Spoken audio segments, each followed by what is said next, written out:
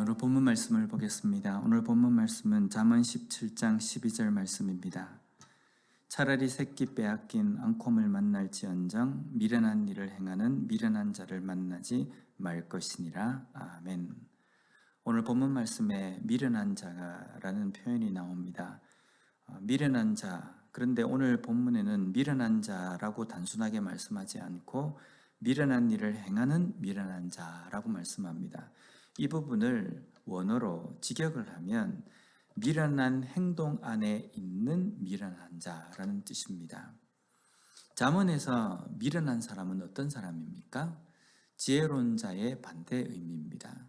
지혜론자는 하나님을 인정하고 하나님을 믿는 자입니다. 그러면 미련한 자는 하나님을 인정하지 않고 하나님을 믿지 않는 사람을 이야기합니다. 하나님의 존재에 대해서 인정하지 않고 하나님을 의식하지 않고 살아가는 삶, 그 미련한 삶은 어떤 삶입니까? 자신이 어떤 행동을 해도 옳은 것이고 어떤 죄에 대해서도 그 죄가 잘못된 것임을 인정하지 않는 삶입니다. 그러나 그렇게 살아가는 삶은요, 브레이크가 없는 자동차와 같습니다. 지금 당장은 신나게 달리고 막힘이 없고 잘 포장된 길을 달려가는지 모르지만 마지막은 어떻게 됩니까? 영원한 사망에 도달하게 되어버린다는 겁니다. 왜냐하면 그 길은 하나님이 없는 길이기 때문입니다. 그래서 오늘 본문 말씀에 보면 그런 사람을 만나는 것은 새끼를 빼앗긴 앙콤을 만나는 것보다 위험하다라고 말씀합니다. 새끼를 빼앗긴 앙콤이라는 이 표현은 아주 위험한 상황을 만나는 겁니다. 죽음의 상황이라고 이야기할 때 이런 표현을 쓰지 않습니까? 미련한 자를 만나는 것은 죽음의 그 위기와 똑같다라는 겁니다.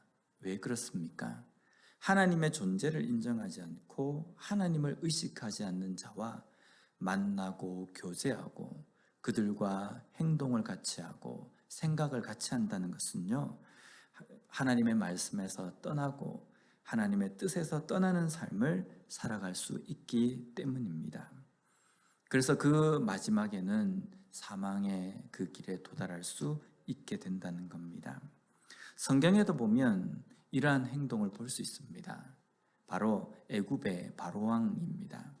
애굽의 바로왕은 하나님을 인정하지 않습니다. 하나님께서 10가지 재앙으로 보여주셨음에도 불구하고 하나님을 믿으려고도 하지 않고 하나님의 존재에 대해서 인정하지도 않습니다. 그래서 애굽의 그 바로왕은 어떻게 합니까? 이스라엘 백성들을 괴롭히고 하나님을 대적하고 나중에는 홍해길까지도 쫓아옵니다. 하지만 그의 그 행동은요, 자신이 다스리는 그 애굽의 백성들을 다 몰락하게 만들고 군인들을 홍해바다에 수장시키는 그 결과까지 낳게 된다는 겁니다. 이것이 브레이크가 없는 자동차처럼 달려가는 것과 똑같다는 겁니다. 오늘 우리의 삶은 어떻습니까? 나는 하나님의 말씀이 내 삶을 제어하도록 맡기며 살아가고 있습니까? 우리는 그런 삶을 살아가야 합니다. 내 뜻이, 내 생각이, 내 마음이 내 삶을 제어하는 것이 아니라 하나님의 말씀이 내 삶을 제어하도록 맡겨드리는 삶을 살아가야 된다는 겁니다. 내 생각이, 내 뜻이 내 삶을 제어하면 지금 당장은 이익도 잘 되고 지금 당장은 내가 편하게 살고 내가 살아가는 이 길이 형통한 것처럼 보이지만 마지막은 사망에 이르게 된다는 겁니다.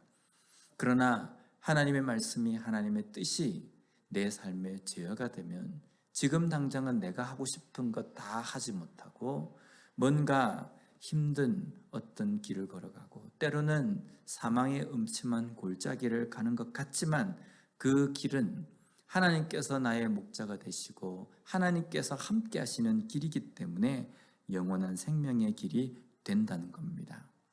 오늘 하루 우리가 삶을 살아갈 때에 미련한 길에 서 있을 것이냐 아니면 지혜로운 길에 서 있을 것인가 우리가 다시 한번 생각하고 지혜로운 길, 하나님을 인정하고 하나님을 의식하는 그 길 위에 서서 걸어가는 우리가 되었으면 좋겠습니다. 또한 내가 만나는 사람들에게 마치 새끼를 잃은 암컷과 같은 역할이 아니라 지혜로운 자로서 좋은 선한 영향력을 미치는, 그런 영향력을 줄 수 있는 그런 삶을 살아가는 우리 모두가 되었으면 좋겠습니다.